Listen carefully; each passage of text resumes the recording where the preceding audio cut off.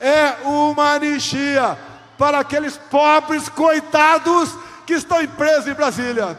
Nós não queremos mais que seus filhos sejam órfãos de pais vivos. Não tem um caminho melhor a seguir, a não ser que pacificação só vai ser possível com uma anistia dada pelo Congresso. É que essa perseguição absurda que está sendo feita contra Bolsonaro termine. Com a fracassada tentativa de golpe no 8 de janeiro, o ex-presidente Bolsonaro e os aliados dele não têm medido esforços para tentar uma anistia para os envolvidos no crime. Tanto para os que vandalizaram a sede dos três poderes, quanto pelos responsáveis por arquitetar o plano contra a democracia. Protocolado por Hamilton Mourão em outubro de 2023, tramita no Senado um projeto de lei que prevê anistia a todos os acusados ou condenados pelos crimes de golpe de Estado e abolição violenta do Estado Democrático de Direito. O contraditório é que a lei da anistia, sancionada em 1979, visava justamente pavimentar o caminho para uma redemocratização. Foi um acordo dos dois lados, beneficiando os perseguidos pela ditadura e também os militares, responsáveis pelo golpe. Agora, as investigações contra a tentativa de golpe do 8 de janeiro já chegam nos mandantes. Ao agir em causa própria para tentar se safar da cadeia, Bolsonaro e os aliados podem ter confessado que as mãos estão sujas. Quinta-feira, 29 de fevereiro de 2024.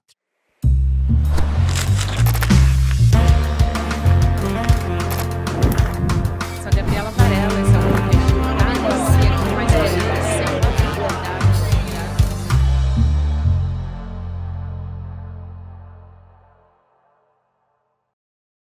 Olá, seja muito bem-vindo, seja muito bem-vinda. Eu sou a Gabriela Varela e esse é o videocast Em Detalhes.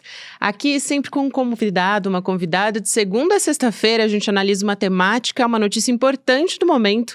A gente vai falar sobre anistia, gente. Muitas vezes vocês comentam aqui no nosso chat, principalmente o que vocês comentam é sem anistia. Bolsonaro, no ato do dia 25 de fevereiro, falou a respeito disso. Também o filho dele, Flávio Bolsonaro, chegou a levantar esse assunto, disse que isso é importante para o que ele chamou de uma pacificação. Enfim, a gente vai entender tudo isso com o advogado, criminalista, professor de Direito Penal, Fernando Ideu. Professor, obrigada por aceitar nosso convite. Seja muito bem-vindo aqui ao ICL Em Detalhes. Oi, Gabriela, eu que agradeço pelo convite aí, fico muito feliz, muito honrado de estar aqui com vocês hoje. A gente que fica muito feliz, professor, em te receber, e você vai nos ajudar a entender o que está em jogo nesse momento. Primeiro, eu acho que vale a pena a gente entender o contexto, né? O presidente, ou melhor, o ex-presidente Jair Bolsonaro, ele levantou essa pauta no ato do dia 25 de fevereiro, mas voltado para os manifestantes, né, para os manifestantes golpistas do dia 8 de janeiro, de que, na verdade, ele usou esse termo, né, pobres coitados, e que, por isso, precisava ser pensado um pedido de anistia, e, ao mesmo tempo, em relação a isso, no mesmo dia, o Flávio Bolsonaro, filho do ex-presidente, disse que a única maneira de encontrar uma pacificação era anistiando, né, o ex-presidente Bolsonaro, enfim. Queria entender essa questão, se você acha que, pelo contexto político que a gente tem agora, e até o presidente Lula se pronunciou a respeito disso, dizendo que, na verdade, quando Bolsonaro levantou essa pauta, foi o pedido de anistia para, na verdade, os golpistas do dia 8, feito por Bolsonaro, é a confissão de um crime. Então, queria entender esse contexto pelo que a gente tem sentido de termômetro do presidente Lula. Existe alguma chance da anistia realmente acontecer, na tua avaliação? Bom, o presidente Lula tem razão, mas primeiro a gente tem que entender o que é anistia, né? Então, a anistia está inserida aí como uma das causas que excluem a punibilidade, né? Então, causas de extinção da punibilidade. O Código Penal estabelece aí uma série de causas que extinguem a punibilidade. O que é extinguir a punibilidade? Uma vez praticado um fato típico, que a gente chama, né, um fato tipificado em lei penal como crime, instaurado o processo, há basicamente três formas desse processo acabar. Primeiro, com a condenação do réu. Se houver prova da materialidade e prova da autoria delitiva, o réu será condenado. Caso não haja uma segunda possibilidade, é a absolvição. Então, o réu será absolvido se não houver prova da materialidade ou se não houver prova da autoria delitiva. Porém, existem algumas circunstâncias específicas em que o processo penal ele se encerra sem o exame do mérito, sem dizer se é culpado ou inocente, né? São o que a gente chama aí de causas que extinguem a punibilidade. Vou dar alguns exemplos aqui, né? Primeiro, com a morte do réu. Se o réu morre antes de ser julgado, ele não vai ser declarado culpado nem inocente. Simplesmente extingue-se a punibilidade, né? Outro caso é a prescrição. Então, o Estado ele tem um lapso temporal determinado para apurar e atribuir responsabilidades. Caso o Estado, isso depende da gravidade do crime, depende da pena combinada ao crime. Mas caso o Estado não apure, não processe o fato, não apure as responsabilidades nesse lapso temporal, também extingue-se a punibilidade pela prescrição.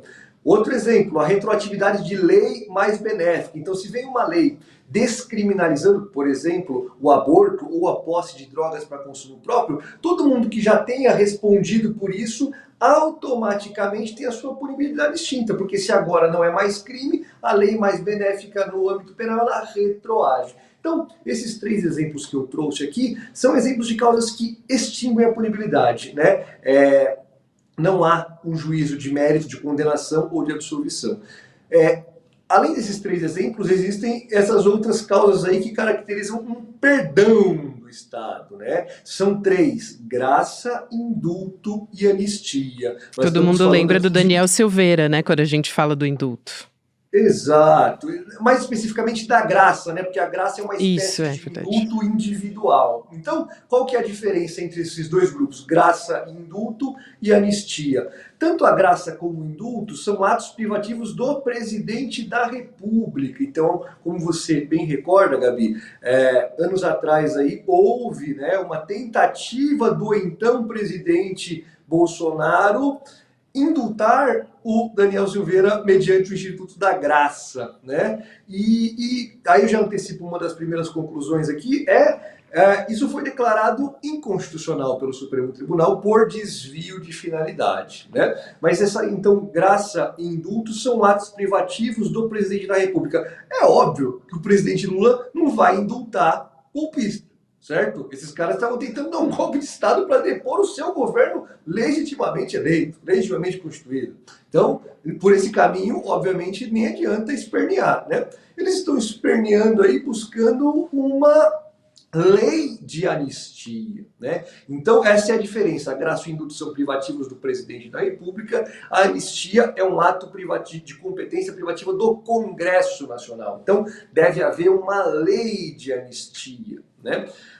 Obviamente, a lei de anistia mais famosa é a de, salvo engano, 79, né, da ditadura militar, em que se anistiou aí a prática dos crimes, tanto de um lado quanto de outro, né, e foi objeto de lei, né? Então, essa possível anistia, possível, mas improvável anistia, né, teria que partir do Congresso Nacional, uma lei do Congresso Nacional, anistiando aí as pessoas que o Bolsonaro chama de pobres coitados e que o Eduardo Bolsonaro considera ali que eles seriam um desses pobres coitados, né? Então, talvez o principal pobre coitado da história, né? Então, me parece que esse seria o procedimento, né? Só para a gente, nessa introdução, entender do que a gente está falando especificamente. Nós estamos falando de uma lei que teria que ser elaborada, votada e aprovada pelo Congresso Nacional, mas que, aí já adianta a primeira conclusão, poderia, e eu acho que deveria, caso viesse uma lei dessa natureza, ser declarada inconstitucional pelo Supremo Tribunal Federal, que é quem cabe dar a última palavra na matéria constitucional, né? Então acho que esse é o cenário que a gente está envolvido hoje. Importantíssimo esse contexto que você traz, professor. Eu quero entrar na perspectiva histórica também, mas acho que vale a pena a gente dar uma olhada também nas propostas que estão tramitando no Congresso, né? Na Câmara também havia projetos até anteriores ao 8 de janeiro, mas que foram juntados num projeto só, né, que estão sendo discutidos numa só vez na CCJ. Sâmia Bonfim é relatora, então a gente já sabe que isso não deve caminhar na Câmara dos Deputados, porque ela já disse que é inconstitucional. E tem também no Senado o projeto do ex-vice-presidente Hamilton Mourão, né, na Comissão da Democracia, e a tendência também, porque na CCJ o senador petista Humberto Costa também, a tendência é que não seja favorável, não caminhe esse projeto. Mas de qualquer forma, eu acho que vale a pena a gente olhar para isso, porque a gente teve o ato do dia 25 de fevereiro, de alguma forma isso pressiona o Congresso ou até o Centrão a dar uma resposta, né? Fique emparedado pelos bolsonaristas e pelo ex-presidente Bolsonaro a dar algum tipo de andamento nesse sentido? Ou o senhor acha que não, que a gente deve continuar como a gente está e que isso não deve caminhar, de fato, nas casas legislativas? Talvez o propósito dessas manifestações tenha sido efetivamente inflamar esse discurso e de alguma forma pressionar, né, o Congresso Nacional a caminhar, seja a Câmara, seja o Senado, a caminhar por essa via da anistia. Mas não me parece que, sendo esse o objetivo, tenha surtido efeito, tá, Gabi? Porque, veja, né, o que a gente viu ali foi um Jair Bolsonaro extremamente cauteloso, né? Muito diferente das outras vezes, né? Se a gente lembrar de discursos enigmáticos dele, que de alguma forma buscavam ali, se não, ainda que não absolutamente de forma explícita, incitar as pessoas contra o Supremo, né? Discurso do 7 de setembro de 2021, em que ele, salvo engano, ele chama o Alexandre de Moraes de canalha, inclusive, né? Ele inflama ali uma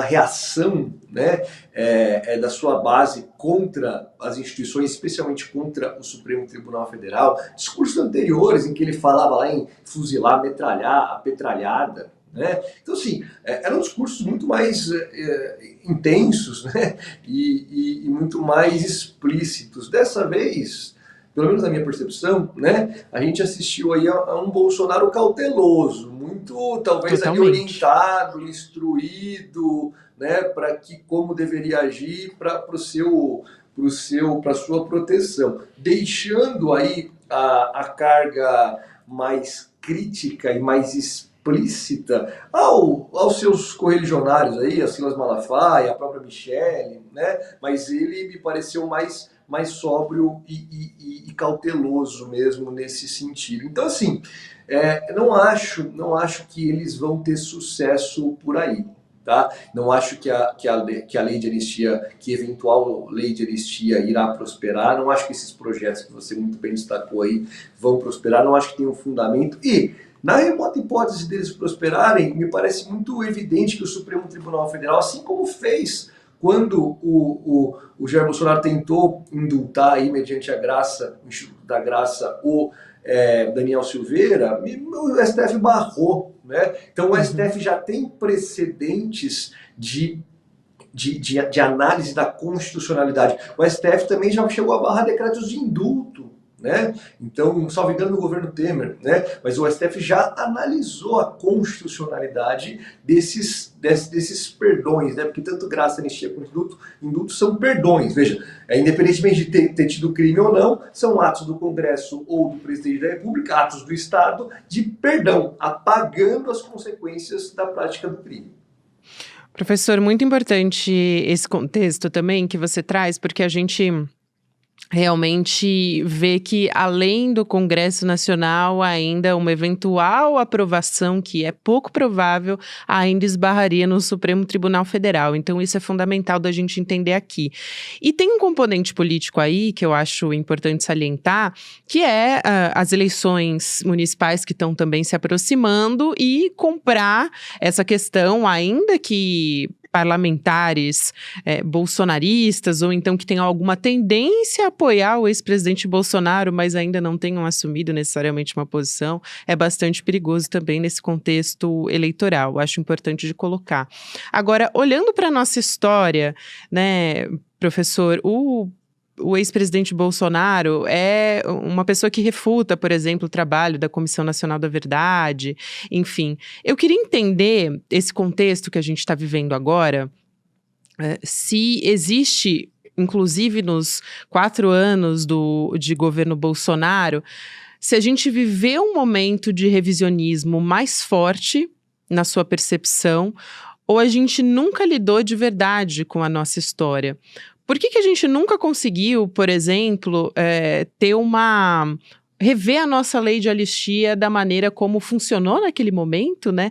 A gente teve em 79, como o senhor salientou, esse acordo que beneficiou, vamos dizer assim, os dois lados, inclusive as pessoas que estavam fora do país, enfim.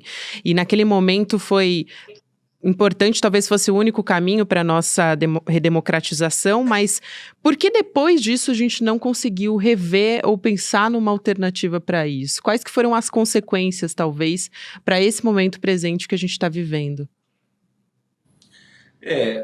Acho que a lei da anistia, da forma como foi feita, ela manteve aí fantasmas nos assombrando desde então, né? Desde aí de 79, superada formalmente a etapa aí do regime militar, uma vez que não houve punição a quem deveria, claro que foi uma circunstância histórica, né? É muito difícil a gente analisar tantos anos depois uma situação que ali estava colocada, né? Mas é possível sim a gente trazer para o presente e analisar a constitucionalidade, as consequências, a própria legalidade desse ato à época. Então, obviamente, circunstâncias da época impuseram aí, ou se não impuseram, mas justificaram uma anistia ampla, geral e restrita, como aqui foi feita, né? Porém, décadas após aí essa lei da anistia, a gente percebe que os fantasmas do autoritarismo nunca nos abandonaram, né? Sempre nos assombraram aí a todo momento, desde a redemocratização.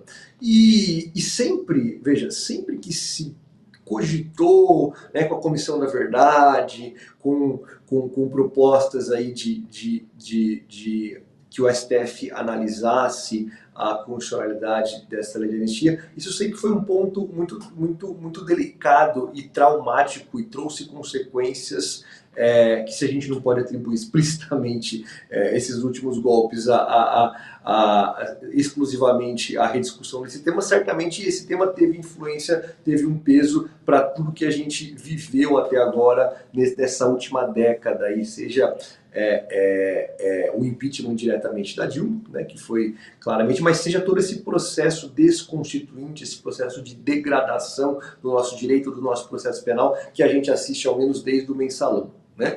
Então, acho que sim, a gente teria que... E outro ponto que eu coloco também, sempre busco trazer para o presente, né, é esse mesmo raciocínio para a gente apurar as responsabilidades da Lava Jato, né? Hoje a gente já sabe, a gente já tem a dimensão do que realmente aconteceu na Lava Jato, né? É óbvio que havia episódios ali pontuais de corrupção, isso ninguém discute, né? Mas a farsa da Lava Jato é construir a narrativa de perseguição das lideranças ligadas e vinculadas a um projeto democrático de soberania popular e justiça social, a perseguição dessas pessoas, rotulando-as como corruptas, né? Construindo-se uma narrativa a partir de eventos pontuais, mas de atribuir responsabilidade maior ao presidente Lula, né? Então, a gente assistiu isso, né? E não só ao presidente Lula, mas a pessoas do seu entorno, tanto políticos, como intelectuais, como empresários, como jornalistas, como professores, toda essa camada ligada aí a esse projeto realmente, e o projeto vencedor nas urnas, né? Que ganhou com Lula 2 vezes, ganhou com Dilma 2 vezes, né?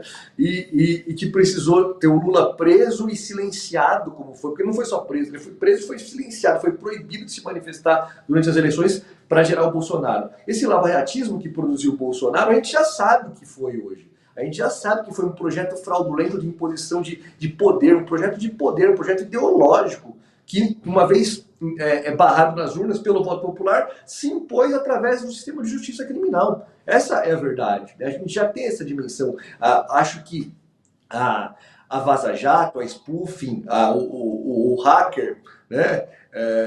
Eles aceleraram muito o processo histórico. A minha tese de doutorado, desde 2014, né, de 14 a 18, eu trato sobre esse tema, eu trato sobre o processo penal de exceção. E muitas das coisas que a gente veio a descobrir, eu já intuía. A gente, enquanto pesquisador, já intuía, a gente já imaginava, a gente já percebia. Mas a gente não tinha tão as claras como foi após as mensagens, né? Após todas aquelas trocas de mensagens escandalosas entre policiais, procuradores da República e juízes.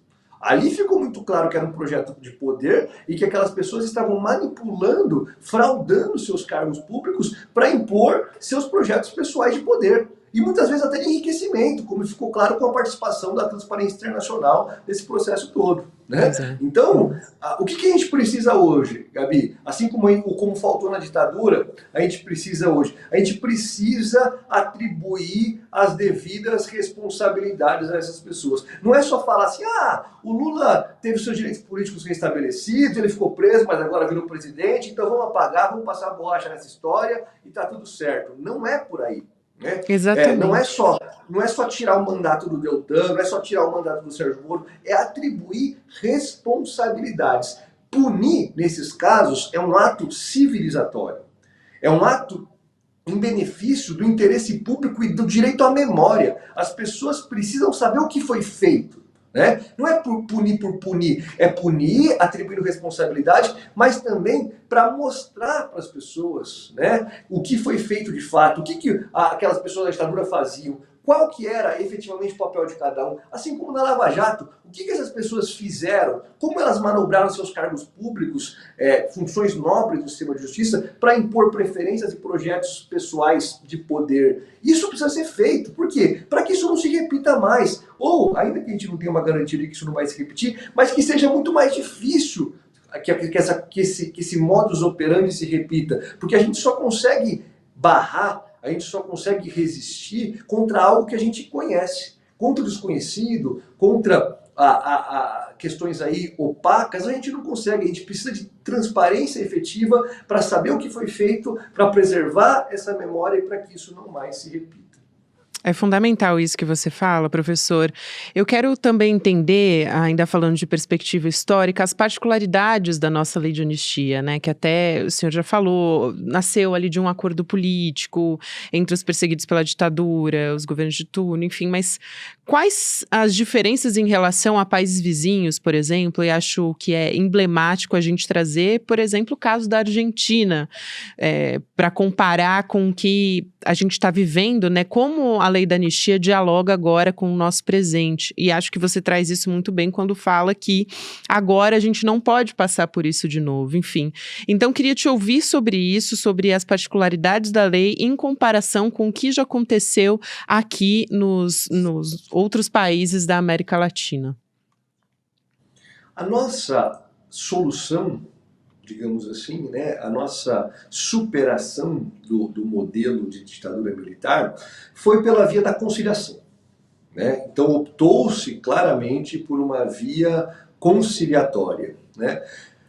Hoje é mais fácil a gente perceber e olhar para trás e até comparar com outros países, como Chile, como Argentina, que tiveram soluções diferentes, né? Muito por conta, veja, de atos ali de pessoas que singularmente pelo sistema de justiça se imbuíram, né, da tarefa, muitas vezes de uma forma até heróica, né, para buscar a responsabilização dessas pessoas, né? Dessas pessoas que abusaram aí do autoritarismo, né? Para praticar as atrocidades que a gente sabe que foram praticadas. Então, hoje a gente consegue enxergar, olhando para trás, as diferenças, né? De um povo, de uma sociedade que atribui responsabilidades, que se apura, porque veja, qual que é o propósito maior do processo penal? Né? Para que serve o processo penal? O processo penal busca a reconstrução histórica de um fato para se atribuir ou não a responsabilização pela sua prática, né? Então todo o processo penal, desde o mais simples, aquele casinho pequeno de furto do supermercado, ele vai buscar a reconstrução histórica do fato, né? Como processos maiores.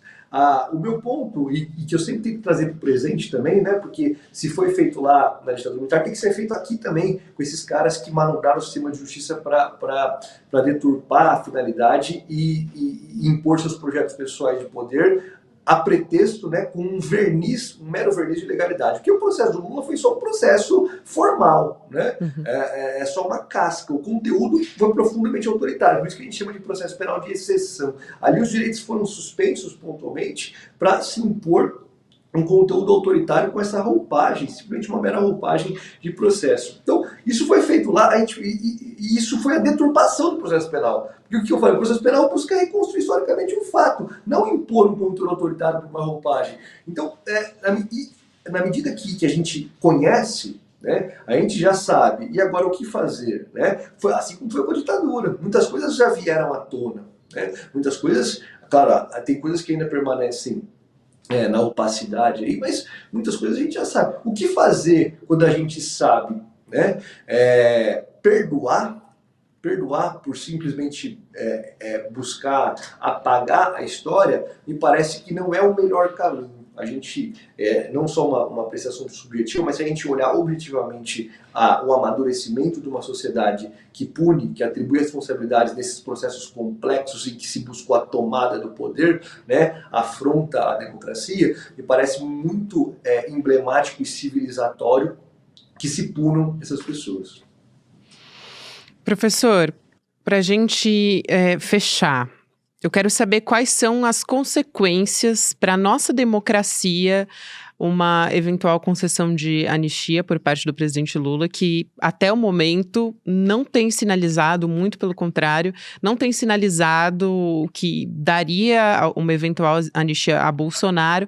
Mas aqui eu pergunto não só do ex-presidente, mas também para essas pessoas que tiveram lá na Praça dos Três Poderes, no dia 8 de janeiro, e depredaram patrimônio público, enfim, e enfrentaram e atacaram o Supremo Tribunal Federal e as nossas instituições. Quais seriam as consequências disso? Por que é tão perigoso a gente falar sobre anistia nesse contexto político que a gente está vivendo? A gente teve na iminência de ter um golpe de Estado, né? A gente teve na iminência.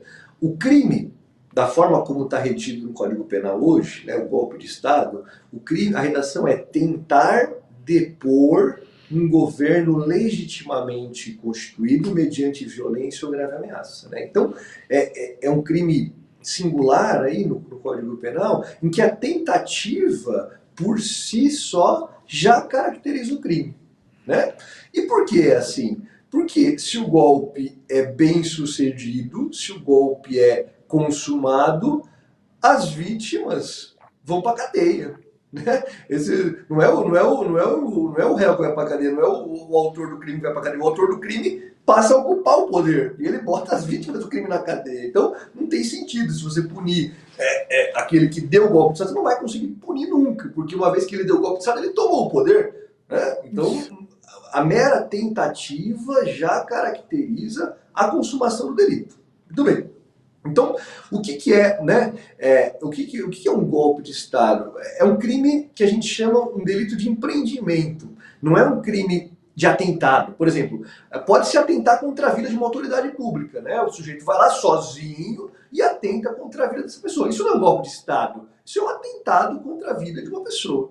Um golpe de Estado é um crime complexo, naturalmente complexo. Não existe uma pessoa sozinha dar um golpe de Estado. Isso não existe. Isso não existe. Tem que ter um contexto, tem que ter uma organização, tem que ter um concurso de agentes, que a gente chama, né, que iniciem colocando em prática um projeto de golpe. E foi exatamente isso que aconteceu. Qual que é a defesa dessas pessoas? Né? Tem a defesa mais desesperada, que é buscar pela anistia, pelo indulto, buscar pelo perdão. Isso é uma defesa mais desesperada, como foi lá do Daniel Silveira. Não tem o que fazer, por favor, presidente, me conceda o indulto. Né? E tem a tentativa que eles estão buscando, de certa forma, de confundir, né? De propositalmente bagunçar o raciocínio falando assim, não, Mas a minuta, veja, tem uma minuta aqui. Era uma minuta, não era nada. A reunião não era uma reunião, não era nada. Foi só uma discussão da ideia. O crime não chegou a ser colocado em prática. Mas isso não se sustenta, né, Gabi? Essa que é a verdade, não se sustenta. A verdade é que não se sustenta. Por quê? Porque esses atos individuais devem ser analisados no contexto. Qual que é o contexto? Que o Bolsonaro, a primeira coisa que ele fez após ganhar a eleição foi questionar a urna eletrônica. Se você pensar no ponto de vista racional, objetivo, isso é absolutamente insano, né? Uma pessoa que viveu da política, cuja família vive da política, ele, os filhos, viveram da política, mandatos sucessivos eleitos pelas urnas eletrônicas. E qual que é a primeira reação quando esse sujeito assume a presidência da República? Começa a questionar a urna. Por quê? Porque ele já está plantando a semente do seu futuro golpe, de que ele sabe que ele não vai ganhar na urna de novo. Foi uma circunstância muito pontual que o fez ganhar na urna. Foi todo o lavajatismo, a prisão, o silenciamento do Lula, uma circunstância histórica muito peculiar que provavelmente ele já sabia, né? Porque não se repetiria. Não se repetiria. Então, o presidente que é recém-eleito começa a atacar a urna. Então, esses ataques às urnas foram durante os 4 anos. Né? Sendo talvez o mais emblemático aquela reunião com os embaixadores. Isso já faz parte do golpe. Isso já faz parte. Esse contexto deve ser analisado desde então. Né? Questionamento às urnas eletrônicas, aquela própria reunião que se estudava o que fazer na eleição. Minutas do golpe. A Polícia Rodoviária Federal impedindo eleitores do Lula de votar. Bomba no aeroporto, né, de Brasília, ocupação, depredação, vandalismo com propósito de tomada do poder no dia 8 de janeiro. Então, todos esses atos devem ser analisados no contexto. O que me parece está cada vez mais claro, está cada vez mais evidente que o que se tentou se colocar em prática, que se colocou em prática, tentou se dar um golpe de Estado. Né? Por isso essa defesa desesperada pelo perdão, pela anistia. Né? Porque se a gente for para o enfrentamento, para uma defesa técnica e racional, essa tentativa, e outra tentativa que eles buscam muito, é colar como duas faces da mesma moeda, a Lava Jato e agora a apuração dos crimes de golpe de Estado. São atos arbitrários, não tem nada disso. Veja, eles questionam o STF ser o julgador. Mas, poxa, o STF, o crime aconteceu ali, né? Um dos locais foi o prédio do Supremo Tribunal Federal, mas falar, mas como que a vítima vai julgar? Pô, se eles atacaram o STF, quem que vai julgar? Né? Se eles atacaram o sistema de justiça brasileiro como um todo, quem que vai julgar se não o sistema de justiça brasileiro?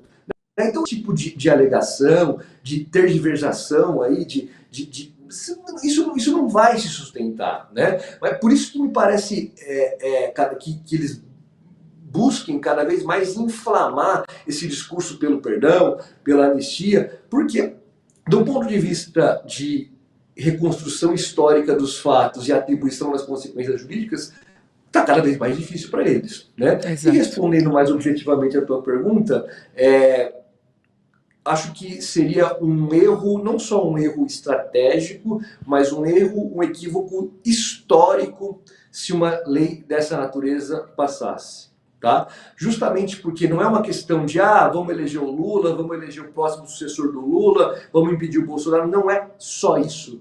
É passar limpo a história. É construir uma percepção social, né, no âmbito do público, no âmbito da memória, né, registrar na sociedade o que de fato aconteceu, quais foram as tentativas de golpe, quais foram as pessoas responsáveis por financiar economicamente, por executar materialmente, por liderar intelectualmente, quem foi o financiador, quem foi o executor, quem foi o mentor intelectual desse golpe. Isso é preciso que seja feito, não só por uma questão estratégica político-eleitoral, mas para fins de memória histórica, para que isso nunca mais se repita. É isso, professor. Quero agradecer muito o advogado criminalista, professor de Direito Penal, Fernando Ideu. Sempre um prazer te ouvir, professor. Foi muito esclarecedora essa entrevista e a gente tem que continuar vigilante. Um abraço e até uma próxima. Fico muito feliz, gostei muito do nosso papo, estou sempre à disposição de vocês, viu? Um grande abraço. Até mais, professor. Videocast em Detalhes vai ficando por aqui, mas eu lembro que hoje, se você está assistindo este episódio ao vivo, nessa quinta-feira tem Empreendedor Mestre. Primeira aula vai acontecer hoje, ainda dá tempo de você se inscrever, porque é só de noite que ela vai acontecer, a aula inaugural sobre esse curso que é super detalhado, com, assim, muito parecido com a grade de um MBA, só que muito mais acessível. Você se inscreve em emdetalhes.com.br para você ter acesso à aula de hoje, que vai ser, né, às 8 horas da noite, hoje que é dia 29 de fevereiro, para quem está nos ouvindo pelas plataformas de áudio. Então, se você se inscrever nesse link, você consegue assistir a aula de hoje e também saber como é que vai ser detalhadamente esse curso, que vai ter aula de marketing digital, vai ter aula de gestão de pessoas, liderança, enfim, vai ser muito, muito completo. E ainda tem a chance de você fazer de graça se você indicar para os seus amigos. Então, nesse link que está aí na sua tela, se você se inscrever, encaminhar para os amigos e for um dos 50 primeiros a indicarem mais pessoas, você tem chance de ganhar uma bolsa integral. Não perde essa oportunidade. Obrigada a você que me acompanhou até aqui. Você fica com o Mercado Investimentos, depois tem Rolê CL, 6 horas da noite, CL Notícias, segunda edição. Lembrando, estamos também nas plataformas de áudio. Tchau! Hoje chegou o grande dia da nossa aula inaugural do nosso novo programa de formação Empreendedor Mestre. Se você já está inscrito ou inscrita para participar da aula, fique atento que 1 hora antes de começar a aula onde eu vou ensinar todos os conceitos básicos que vão ser aprofundados ao longo do curso. 1 hora antes dessa aula vai chegar um link no e-mail que você usou para se inscrever, para você clicar e participar da aula. Se você não se inscreveu ainda, não perde tempo. Clique agora no botão aqui embaixo, saiba mais e se inscreve. Vamos participar. É de graça e todo mundo precisa, porque se com as ferramentas já não é tão fácil, sem as ferramentas é quase impossível.